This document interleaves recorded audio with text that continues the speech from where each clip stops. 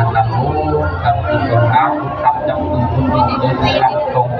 แต่ที่เป็นดำทุกข์กับเริญทุกข์ตามสบายอย่างนั้นงานลงสมดุลกระตุ้นกับการจะดูวันนั้นคือการพลังมันยืนเอาไอ้แกมาเลยเรื่องญาติโยมเราในตัวเป็นผู้การกันก่อนต้องแก้ไขรูปการมาญาติโยมขอโยมแม่ญาติโยมเลยก่อนญาติโยมทั้งหลายและก็มีตั้งศรัทธาเนอคิดมีปัจจัยโยอาทิปัจจีสาธุเอาบุญคำบุญสุขบุญลุบุญสมเด้อญาติโยมเอาตัวจะเป็นปัจจัยคิดมีใจเชียงปัจจัยเรื่องยาแก่จับดาวตาตางแดน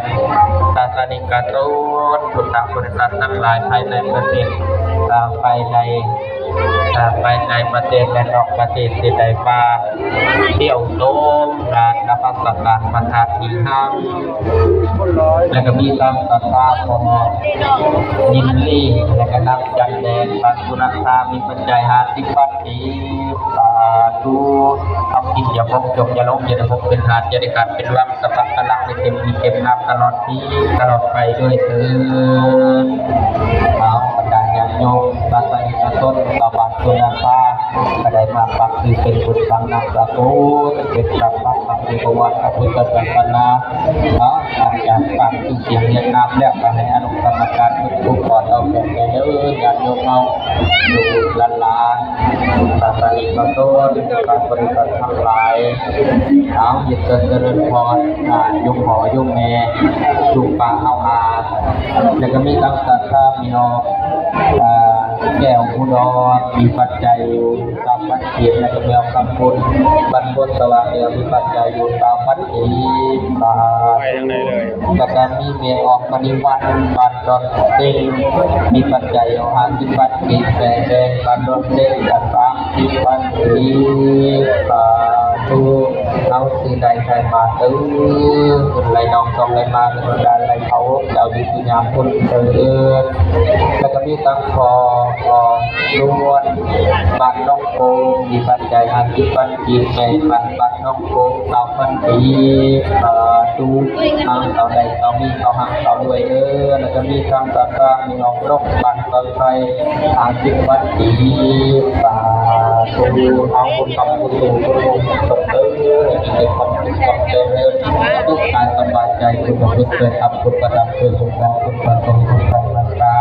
เรื่องวันนั้นสุขการพลังมันเยอะมันมีทุกคนทุกการด้วยเถิดและก็มีตาตามีน้องอะไรกำลังต้องใช้หาที่มีสาธุเราคือกับบุญบุญบุญบุญสมเด็จสาวาตัวใจตัวเฮาไม่มีแต่ความทุกข์กับเรื่องที่สุดที่ใส่กันไปกับที่สมบูรณ์ไปอย่าดูการในต้นสังกัดลายที่ได้มาในความสุขใจในกับเรื่องนี้แต่ก็มีตาตาขอพิจารณาที่ปัจจีแต่ก็มีตาตาว่านาตุการลดกรรมมีปัจจัยของราที่ปัจจีเป็นตาโตติการลดกรรมตามปัจจีสาธุเอาไปทำบุญส่งเด้อบรรดาญาติโยมชาวบ้านทุกฝั่งที่ได้มาปักคือเป็นบุญปันดำกับบุญเป็นดำปันในบวรพระพุทธศาสนาอันนี้ครับเป็นว่าบุญเองก็มีไปมาแจกมาแจกอะไรทุกในท้องฟ้าก็เก็บบุญบางคำก็ทำเอากันบางแนวก็เก็บบุญตรงไหนมาสีใดห้องใดบรรดาญาติโยมทั้งหลายที่ได้มาเพียรสักการะพระธาตุที่เราจะเป็นไปดีกระบะตัวโตกระเทียมเกินๆก็กระบอกเจ้าแก่อาจารย์เราทุกคนเจ้าแก่ทุกคนลาเป็นคนเก่งโอ้พนักงานหลักคนสนใจได้คนมีเกียรติมียศมากับลูกสาวบ่มากับลูกสาวบ่เมียได้สักเมียได้โอ้ลูกมาโอ้ทุกกับผู้สูงเลยญาติโยมชาวเมืองจังหวัดบุรีที่ได้มาร่วมบุญร่วมกุศล ให้มีแต่ความสุขความเจริญสุขกายสบายใจมีสุขที่ไปตั้งไปตั้งอัดมีสุขที่ตั้งอัดตั้งไปแล้วก็มีทำของออกจนวันน้องถือมีปัจจัยโยหาสิบปัจจีแล้วก็ตามมาด้วยของออกสุขใจใส่ปีสุขวันวันอุดมดินไล100,000ปีทุกขอบคุณคำนึกถึงโยมทุกคนเด้องานโยมศาสนิกชนทั้งหลายที่จะพบเจอจะลงจะได้พบเป็นมาบริการเป็นว่างสบายพลังจะดีจะระวังมาดีจานเอาไปด้วยเอาแหละเอาคืนกระโดดละก็ยืนยืนแล้วก็เดินที่บ้านให้พ่อแม่ครูบาอาจารย์ทุกคนเราแผ่ให้จะกินลูกเป็นของการเด็กเด็กเด็กไปได้ใส่กันเป็นลูกที่ดีของพ่อแม่เอาเรื่องเรื่องจะเริ่มร้อนแล้วเรื่องนะโยมโยมบอกโยมแม่โยมเพื่อนโยมพายสาธุชนผู้ตั้งบริษัททั้งหลายไม่ว่าจะเป็นวัยรุ่นของสาวผู้บ่าวผู้แพ้วที่ได้มาเกี่ยวโต๊ะงานบุญนมัสการประกาศที่นั่งประจำปีพศ2568ในปักอินทรีย์ปฏิวัติญาติโยมมองกระไดทายอยกันมาถูกเชิญดูเชิญเชิญลานกระไดมา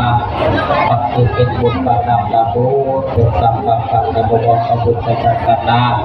ที่ใจกลางคุณนำออกมาศาลาสร้างประกาศในกรรมพันเก่าละลองต้นตัดตัวตนตัวปัญญาสารพัดสิ่งทำและก็มีนางศรัทธานางตาถ่ายวิดีโออยู่มีปัจจัยอยู่มีปัจจัยนี่แล้วกับไผ่เอามีเลยปัจจัยคือบัตรตรงไปมีบัตรตรงเจริญอายุมันคนยืนคนเป็นคนเกิดทำคุณธรรมเกิดคุณกองคุณประสงค์คุณกองรักษาตลอดปีตลอดไปด้วยเถิดและก็มีทั้งศรัทธาแต่นำมีปัจจัยอยู่30 ปัจจุกิจวัตรจบจะลงเดินจะสร้างกุศลก็ได้เป็นว่าสมัครเราในการรวมกันสร้างกุศลและก็มีการขอผู้สิ่งบรรลุสวรรค์มีปัจจัยต้องค่อยบามีความสุขความเจริญจะเป็นในหน้าที่การงานการเรียนความความทำงานความพยายามที่ยกที่สิ่งของในปรากฏนี้ยกจะให้ดีการและก็มีการจัดการก็ไปสีบางอาเรียนมีปัจจัยอยู่ตามวัดที่ต่อไปต่อมาต่อปีต่อหลับต่อรวยอยากยกมีแต่ความสุขความเจริญสุขการสบายใจและก็มีนักศรัทธาในวงบางคนดอกไม้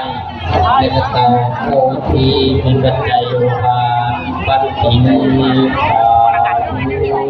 เอาพุทธธรรมสูงพุทธโยนิสมเด็จต่อไป